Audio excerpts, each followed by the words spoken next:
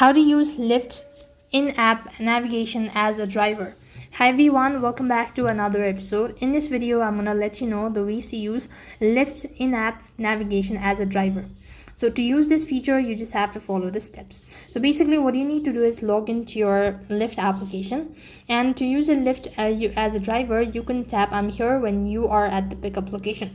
So for that, you need to have a driver's app, or you need to log in from a driver's app. So what you need to do is you need to go ahead and then follow the instructions.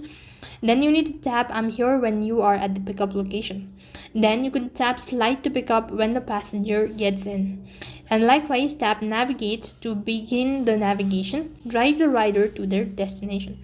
Now tap the slide to turn off when you arrive at the drop-off location. So you can also change your navigation settings by selecting account, selecting the settings, and selecting the navigation. So choosing your preferred navigation app is also one of the important. So this way you'll be able to use Lyft's in-app navigation as a driver. That's all for this video. I hope the video was helpful. Make sure to like, share, and subscribe to our channel. Thank you for watching. See you in the next video.